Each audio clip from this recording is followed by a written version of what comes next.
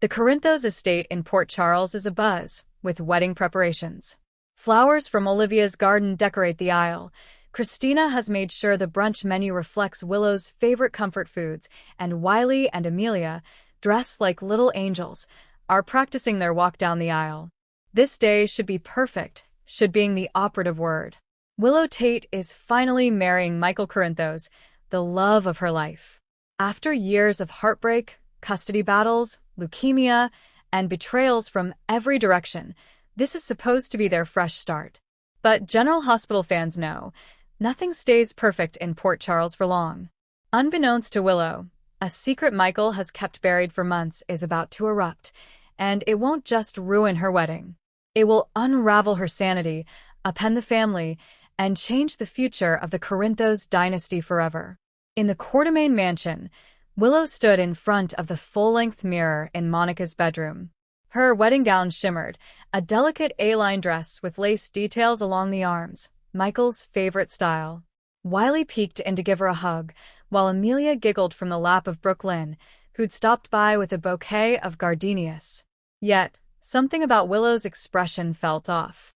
"I don't know why," Willow admitted to Sasha, "but I feel like something bad is going to happen." Sasha brushed her arm. "Nerves. It's normal. But you're finally getting your happy ending."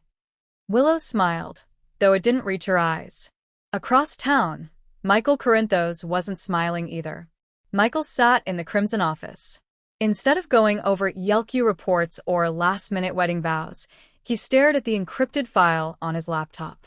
The same file Jason had given him before he disappeared again. The same file that contained surveillance footage, offshore accounts, and signed affidavits, evidence tying Willow's biological mother, Harmony, to a decades-old trafficking ring. But that wasn't the part that haunted him. The real secret? Willow's father wasn't who she thought he was. It wasn't Shiloh.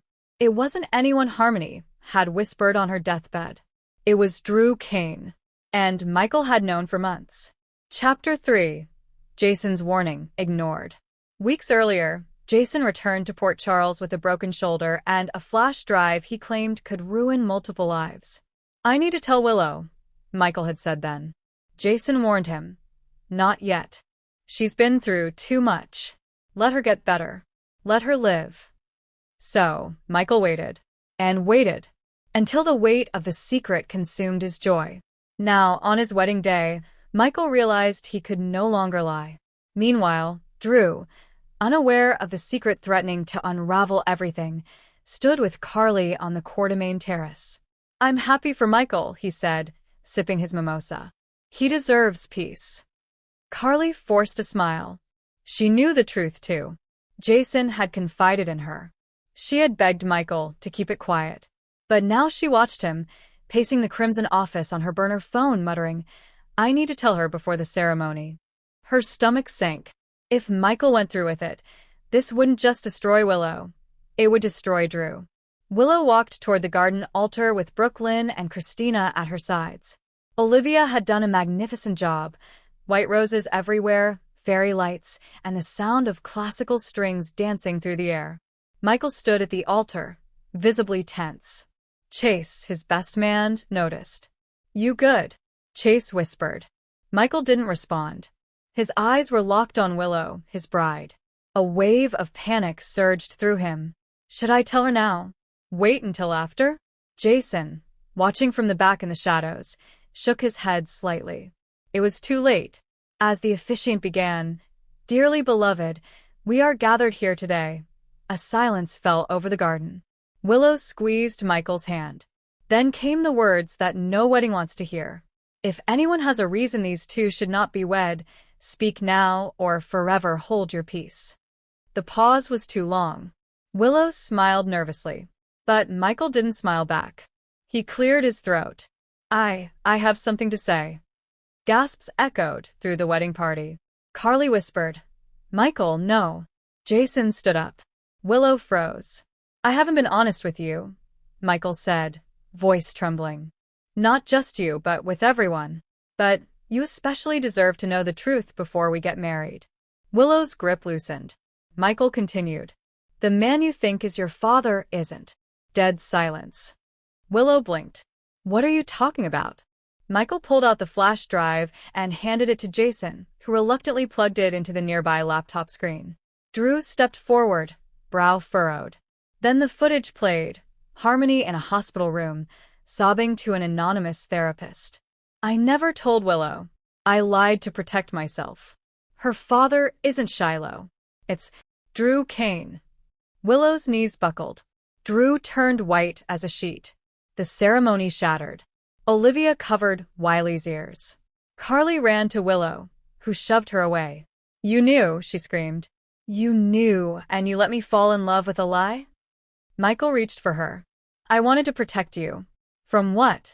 From the truth of who I am, she shrieked. You humiliated me. You destroyed this wedding. You destroyed me. Drew couldn't move.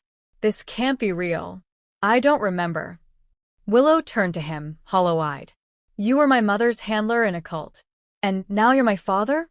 What does that even mean? Jason tried to calm the storm. There's more.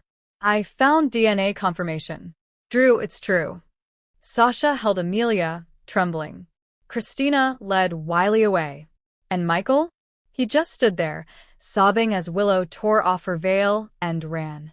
Willow sat by the docks, dress dirted, makeup streaked with tears. Jocelyn found her an hour later and gently placed a coat over her shoulders. Why didn't he tell me privately? Willow muttered. Because he thought he was doing the right thing, Joss replied. He's still Michael. He loves you. Willow's voice dropped. That doesn't mean I can forgive him. Meanwhile, Drew confronted Carly. You knew. I didn't want to destroy either of you. Well, congratulations. Now you've destroyed both. Chapter 10, A New Chapter or the End. 3 days later, Willow canceled the honeymoon and moved back into the gatehouse, with the kids, but not Michael. I need space, she told him, to figure out who I am now. I can't be your wife when I don't even know what that means anymore. Michael pleaded, don't let this be the end. Willow's reply chilled him. It already is.